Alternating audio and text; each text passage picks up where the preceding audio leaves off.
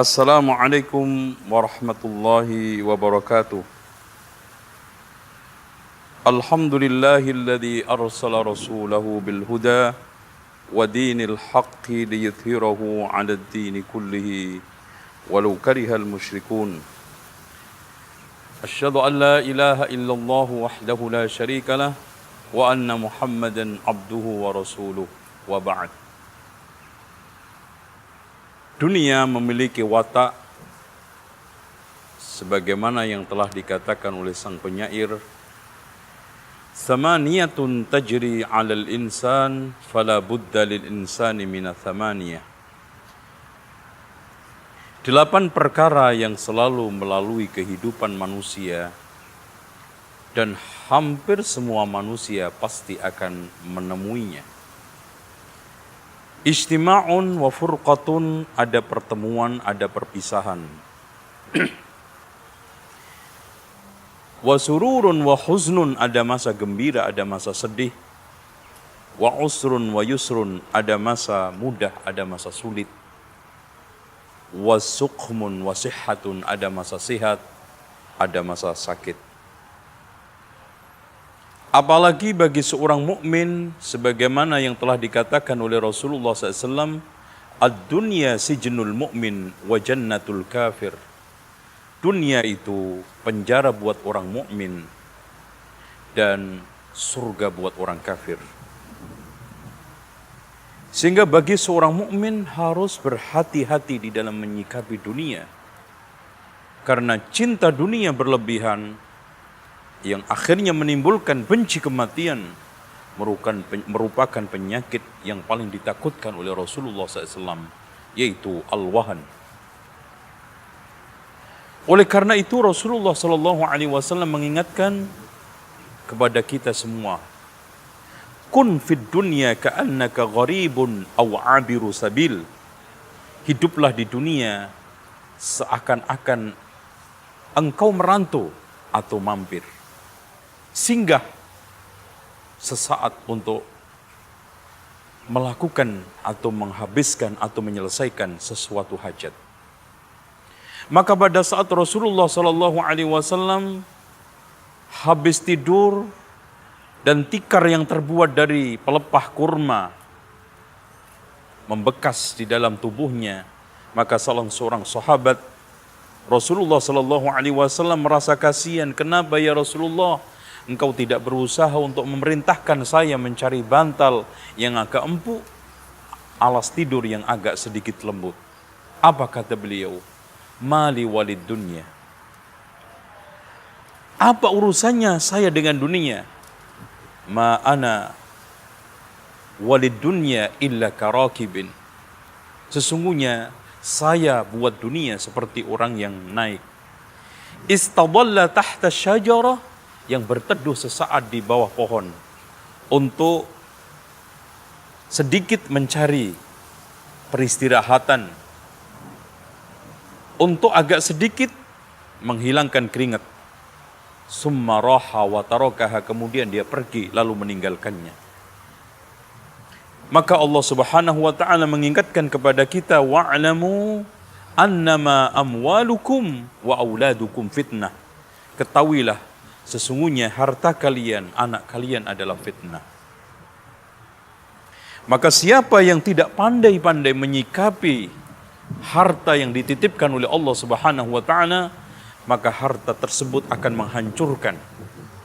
Lihat, perhatikan firman Allah Subhanahu wa taala, bagaimana harta itu membentuk sikap yang jelek, membentuk watak yang dimurka oleh Allah. Kalla innal insana la yadgha ar-ra'ahu istaghna. Sungguh manusia itu cenderung melampaui batas ketika melihat dirinya merasa kaya, merasa dia memiliki segala-galanya, membuat dia lalai, membuat dia jauh dari Allah Subhanahu wa taala.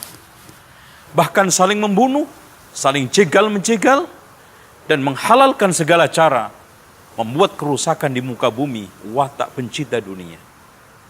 Sehingga Rasulullah SAW mengatakan, ma dhi'bani ja'i'ani ursila fi ghanamin bi afsad lahuma min hirsil mar'i 'alal mal wasyaraf lidinihi.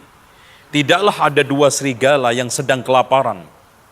Dilepas ke dalam satu kambing masih lebih bahaya dan masih lebih sadis orang yang gila harta, ambisi kedudukan, mengorbankan agamanya.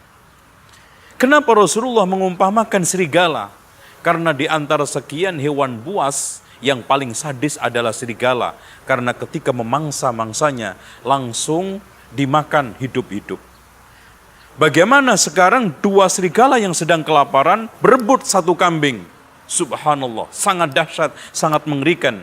Tapi ternyata masih lebih mengerikan, sangat dahsyat orang yang gila harta, ambisi kedudukan, mengorbankan agamanya. Dengan demikian, Rasulullah SAW pernah menggambarkan betapa hinanya satu kehidupan dunia ini. Pernah Rasulullah menawarkan sahabat, wahai sahabatku, adakah di antara kalian yang mau memanfaatkan kambing kudisen kurus yang bangkai ini? Ya Rasulullah, tidak ada satupun yang mau. Apa kata Rasulullah SAW? Sungguh dunia lebih terhina daripada ini kambing atas kalian. Dengan demikian, apa yang dikatakan oleh Yahya bin Mu'ad. Sesungguhnya dunia ini seperti kalajengking. Kalau kamu tidak pinter-pinter menjampi, tidak pinter-pinter melakukan ruqyah, jangan coba memegangnya. Apa yang dimaksud ruqyahnya? Apa yang dimaksud jampi? Ambillah dengan cara yang halal dan tunaikan haknya. Dan sungguh ketika orang meninggal dunia terkena musibah dua. Bukan meninggal dunianya, tetapi harta yang dicari dengan cara yang halal dia tinggalkan semua dan nanti menghadap Allah Subhanahu wa taala dihisab semuanya. Dengan demikian mudah-mudahan Allah Subhanahu wa taala menjadikan kita sebagai orang yang memanfaatkan dunia pada tempatnya sesuai dengan arahan Allah, wabtaghi fima atakallahu daral akhirah wala tansa nasibaka minad dunya. Carilah kehidupan akhirat dengan keduniaan kamu, berarti dunia sarana tujuan adalah akhirat, tapi kita tidak mengapa untuk menikmatinya. Dan kita akan bisa beri kesimpulan, dunia adalah sarana tujuan kita akhirat. Jangan sampai kita balik, dunia menjadi tujuan kita, akhirat hanya menjadi sarana, maka akan hancur menghancurkan dan kita akan kembali kepada Allah Subhanahu wa taala dalam keadaan merugi. Wal asri innal insana lafi khusr illa alladhina amanu wa amilus shalihat wa tawasaw bil haqqi wa tawasaw bis sabr. Demikian mudah-mudahan apa yang telah saya sampaikan ini bermanfaat. Dan cinta dunia seperti minum air garam yang tidak pernah ada puasnya. Mengejarnya seperti berenang di danau buaya, pasti sangat berbahaya. Bukan malah kita itu menerkam tapi diterkam. Orang yang mencarinya seperti mengejar binatang buas.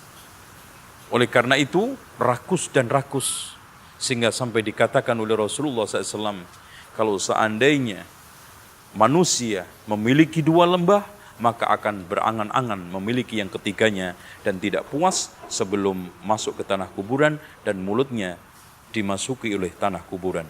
Aqulu qawli hadza wastaghfirullaha li wa lakum wastaghfirullahal azim innallaha huwal ghafurur rahim.